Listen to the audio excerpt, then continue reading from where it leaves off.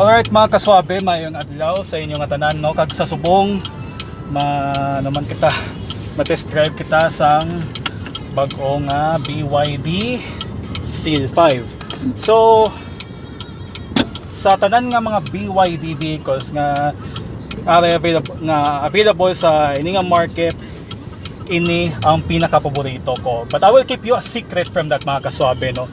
Right now mga kaswabe, ato ni Tukibon ang bago nga BYD Seal 5. So pod ko si Ma'am Meryl. Si Sir Gary. Sa mapod sa akon for the test drive. So sir, din ta mga kato. U-turn lang sa may highway. U-turn.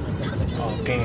So right now mga kaswabe, let's go ahead and take this Seal 5 for a spin to experience kung ano bilang isa ka driver or an owner sang isa ka Seal 5. So mga kaswabe, ang mga experience ko lang diri is oh my god, mag-an siya, grabe. Kagang steering, sakto lang sa iyang softness. Kagang iyang comfort ang pinakanamian ko. Wow. It's a very good experience here. Tapos may toll function siya. In fairness. Kag may ala sa regenerative braking. Naka-electric ni or Naka-electric, sir. Ari, sir, pag i-change mo gear to H mo. Sir, mag-start ka, sir. Sige. Oh, okay. Move, sir. No wonder why. I never heard, no, kung base knowing kung EV ni siya or gasoline. Sa tudlang di ko mapatian eh. Di ko siya mapatian ang iyang kon eh. Diba? We are in this horrendous traffic.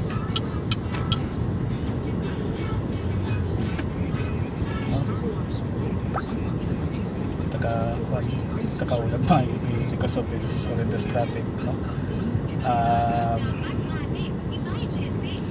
Gusto ko siya ma-experience eh.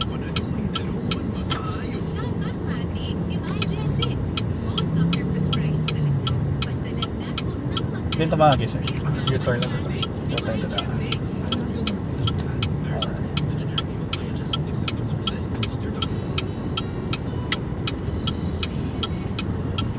No, mga kaswabe, sa kumusturyawan ko lang sa inyo, sa una pa lang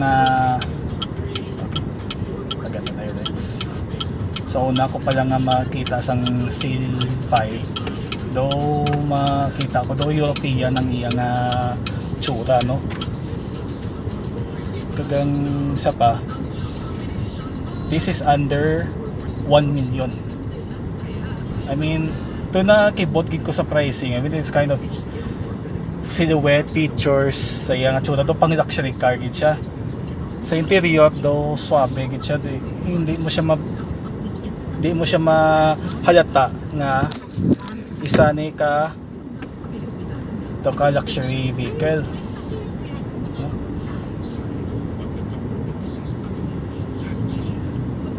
So we are running an electric, right?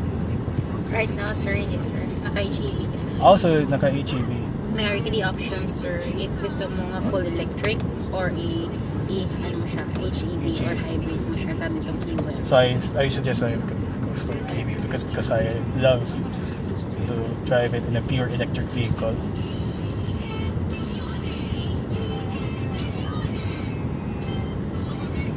You know, the beauty of a plug-in hybrid is it gives you an allowance for your gasoline engine to not consume, diba?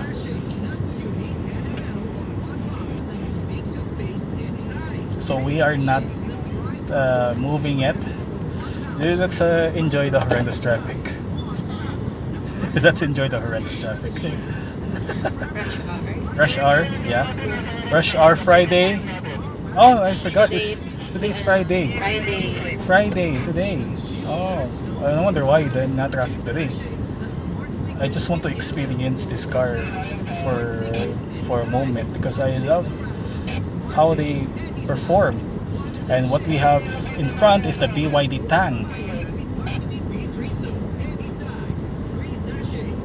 It's a best of both worlds na itistingan ko din ang BYD Seal 5. So tuod lang mga Ka-Swabe. Hindi ko lang pag-aambal sa inyo. Once nga maabot sa taktong tion, ako muna pagsugid ko sa inyo mga Ka-Swabe. For now, enjoy ko lang ang drive sang BYD Seal 5. So visibility, okay gid iya nga ko anong sa mirror siya, goods na. Ang disadvantage today, hindi na ko ang mga mirrors, pero visible man siya sa why? Visible siya sa visible gid siya, mambal ko. Hindi ko mambal nga like generally invisible. Ang hood kitaon man. Let's stay nice and cozy. So let me I like this one.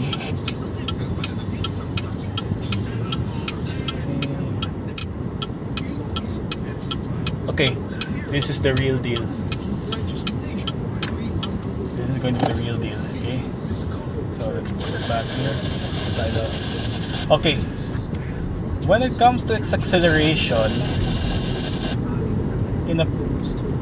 naka-EV ni siya. Okay. So naka-EV siya, and when it comes to acceleration, you never know nga you're running either an HEV or an EV. It's a very good experience, no? Mabatyagan ko kita ang quality of ride. Hindi ko siya mapadase. Okay. Dito magi, sir. U-turn lang. U-turn to that. So let me just drop that spot. Okay, let's. Oh, give. Okay. Wow.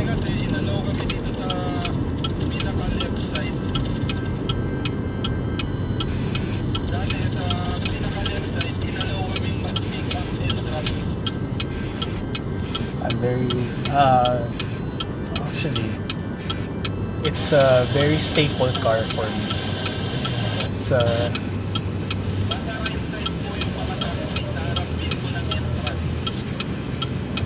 okay.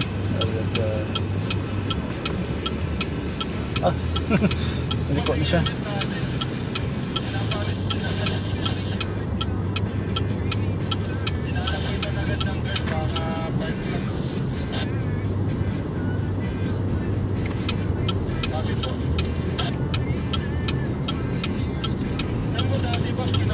Ang disadvantage din, mirrors, may blind spot, di makuha ang blind spot. Pero sa iyang sa overall drivability, nami siya.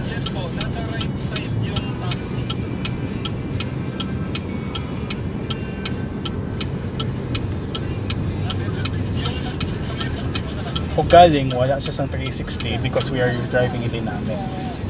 Pero ako personally, hindi ko mahilig sa mga technological stuff like that. Something like that, no?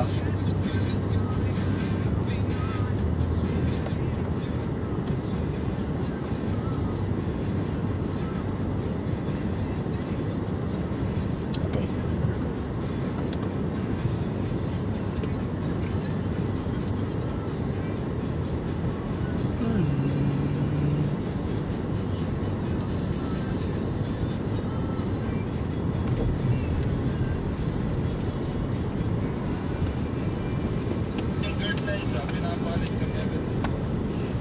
Well, I could say na tapos na siya dalon, to be honest.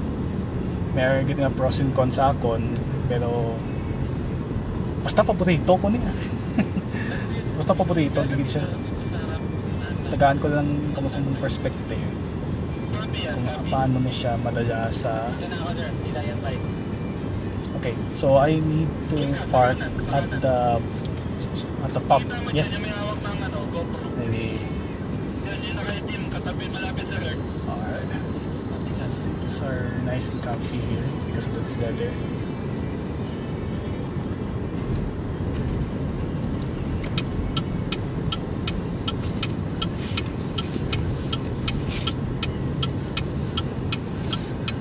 Alright.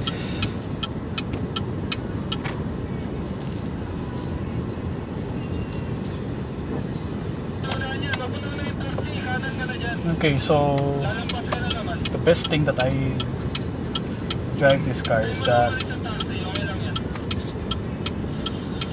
it drives like a normal sedan. No?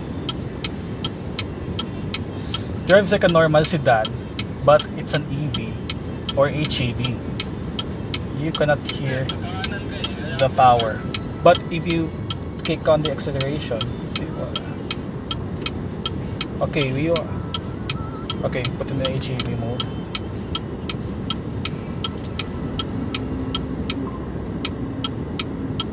Since I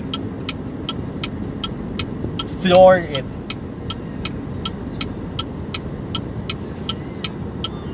hindi mo mabatsagan nga stay siya sa idol. Munang namian ko sa Seal 5. Same thing with the Sea Lion. I think it's a more complex ni ang Seal 5 compared sa Sea Lion. Basta kung Sea Lion, pero ang Seal 5 mas perfect ni siya sa city. I think sa garahe na mo dito, for example, okay gid siya sa mga marketing na dalan, even though you don't need a 360 camera for the premium with a 900 over 900,000 pesos. I think it's totally worth it, no? And you go to the maintenance, something like that. The aircon is still open while the engine is turned off. Absolutely spot on. So mga Ka-Swabe, no? Ang drive ko sa Seal 5. Actually, sa totoo lang, hindi siya malawig na driving experience, but I feel like I'm driving like my personal vehicle. So muna mga Ka-Swabe, muna nanay subong. Thank you guys for watching and I'll see you next time. Ciao. And also kay Ma'am Gali. Thank you, welcome. I'll give her number in the description box below. So or in the screen down below. Thank you guys for watching. See you next one. Ciao. Thank you. Sir, thanks so much. I'll take the floor of yours.